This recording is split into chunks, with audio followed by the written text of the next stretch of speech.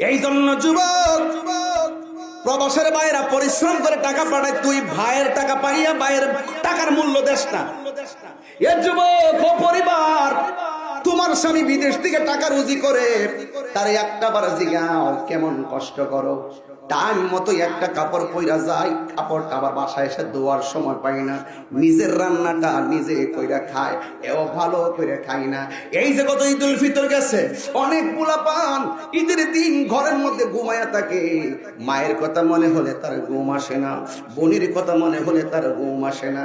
এমন শোনা যায় বিদেশের বাড়িতে পাঁচতলায় কাজ করতে যাইয়া ওই উপর থেকে সেন্টারেকের মাল ভাঙ্গা নিচে কইরা মারা যায়, এমন কোনো দিন নাই। এই চিত্র আমাদের চোখে আসে না।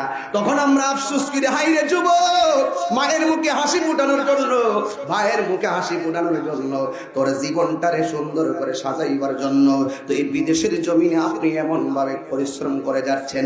এই জন্য বিদেশি ভাইরা যারা ঘাম জমাইয়া পরিশ্রম করে এই বাংলাদেশকে প্রেজেন্ট করছে এবং সংসারকে যারা উন্নতি করছে, এদের পরিশ্রমের মূল্য ঘরের মানুষ দেয় না। কেন জানেননি? কারণ যার কষ্ট সেই বোঝে প্রবাস জীবন কত কষ্ট। ঠিক এমন ভাবে মা সন্তানকে পেটের মধ্যে নেই কেন, ওই সন্তানকে ধারণ করেছে, মা এত কষ্ট এত তিতিক্ষা হওয়ার পরেও সন্তান দুনিয়াতে আসে। আমরা সন্তান হইয়া মায়ের কষ্টটা বুঝি না। কেন জানেননি? কারণ মা বেঁচে আছে। আরে বিদেশিরা যেমন দেশের মধ্যে আসলে দেখবেন তার হাতের মধ্যে একটা সুন্দর গড়ি লাগায়, গায়ের মধ্যে একটা প্যান্ট লাগায়, গায়ের মধ্যে স্যুট লাগায়, সব লাগায় এইভাবে আসে।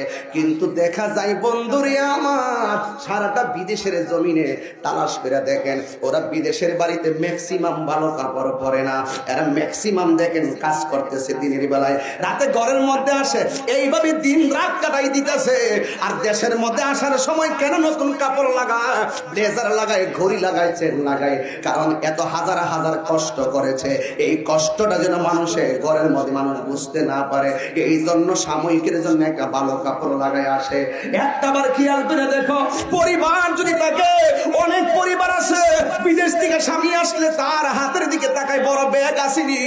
আর বিদেশ থেকে যখন সন্তান আসে, একটা মানুষ হাতের দিকে তাকাই না, ওই মানুষটা সন্তানের চেহারার দিকে তাকায়া কয়, ফুট হাত মুখ দয়ালো, সাইয়া ভাত খাইয়ালো, কথা কোন ঠিক কিনা?